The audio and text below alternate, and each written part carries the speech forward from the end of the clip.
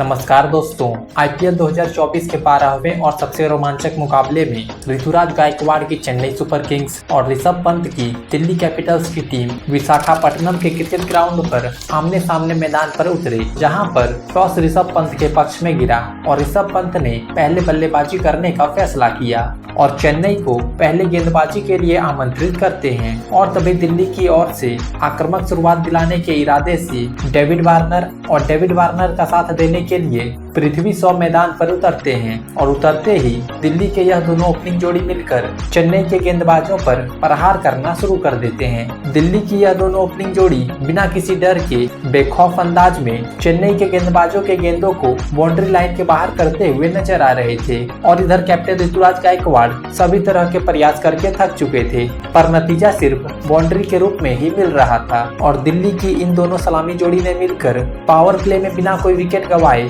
दिल्ली को 62 रनों के स्कोर तक पहुंचा चुके थे। पावर प्ले के बाद भी यह दोनों खिलाड़ी तूफानी अंदाज में रन बनाना जारी रखते हैं और इधर चेन्नई के पूरे खेमे में सन्नाटा छाया हुआ था और यह दोनों ही खिलाड़ी तेजी से अपने अर्धशतक की तरफ बढ़ रहे थे। और तभी 9वें ओवर में डेविड वार्नर आईपीएल में अपना 62वां अर्धशतक पूरा कर लेते हैं और देखते ही देखते इन दोनों के बीच पहले विकेट के लिए 93 रनों की साझेदारी पूरी हो चुकी थी। और तभी 10वें ओवर में गेंदबाजी के लिए आए मुस्तफिजुर रहमान ने तीसरी गेंद पर डेविड वार्नर को पथिराना के हाथों कैच आउट करवाकर चेन्नई को पहली सफलता दिलवा देते हैं। डेविड वार्नर 35 गेंदों में 52 रन बनाकर आउट हो जाते हैं और तभी मैदान पर कैप्टन ऋषभ पंत बल्लेबाजी के लिए आते हैं और ऋषभ पंत ने खेलना शुरू ही किया था कि तभी 11वें ओवर में गेंदबाजी के लिए आए रविंद्र जडेजा ने सेट हो चुके पृथ्वी शॉ को विकेटकीपर धोनी के हाथों कैच आउट करवाकर दिल्ली को दूसरा झटका दे देते हैं। पृथ्वी शॉ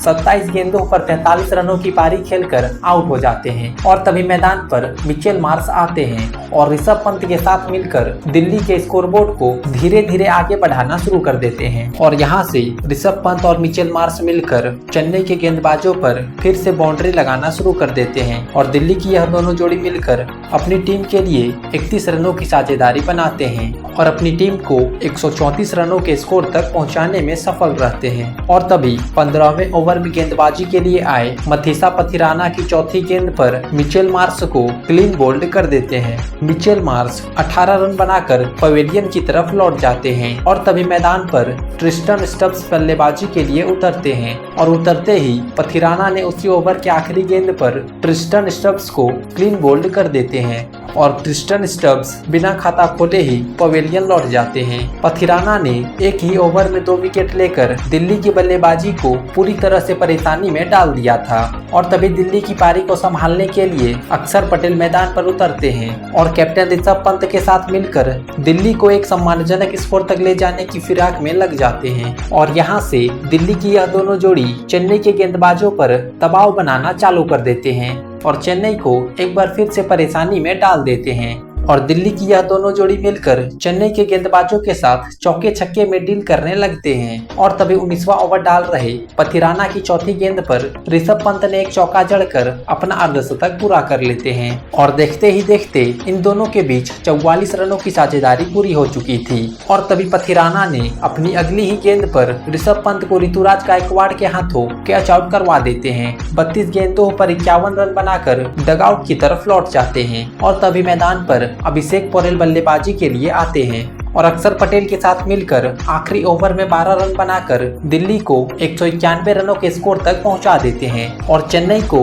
192 रनों का लक्ष्य देते हैं। दिल्ली से मिले इस लक्ष्य को हासिल करने के लिए चेन्नई के 2 दिग्गज बल्लेबाज कैप्टन ऋतुराज गायकवाड़ और उनका साथ देने के लिए सचिन रविंद्र मैदान पर उतरते हैं, पर चेन्नई की ओपनिंग जोड़ी दिल्ली के गेंदबाजों के सामने ज्यादा देर तक नहीं टिक पाते हैं। यह दोनों जोड़ी मिलकर अपनी टीम को सिर्फ 5 रनों की शुरुआत दिलाते हैं। तभी पहला ओवर डाल रहे खलील अहमद की 5वीं गेंद पर ऋतुराज गायकवाड़ कीपर ऋषभ पंत को अपना कैच थमा बैठते हैं। ऋतुराज गायकवाड़ सिर्फ 1 रन बनाकर डगआउट की तरफ चल देते हैं और तभी मैदान पर अजिंक्य रहाणे बल्लेबाजी के लिए उतरते हैं और आगे खेलना शुरू करते हैं कि तभी अपना अगला ओवर डालने आए खलील अहमद ने अपनी तीसरी गेंद पर सचिन रविंद्र को ट्रिस्टन स्टब्स के हाथों कैच आउट करवाकर चेन्नई को दूसरा झटका दे देते हैं और अब चेन्नई की पारी को संभालने के लिए डेरिल मिचेल मैदान पर उतरते हैं और चेन्नई की डूबती हुई नैया को पार लगाने की कोशिश में लग जाते हैं। और यहाँ से चेन्नई के यह दोनों खिलाड़ी मिलकर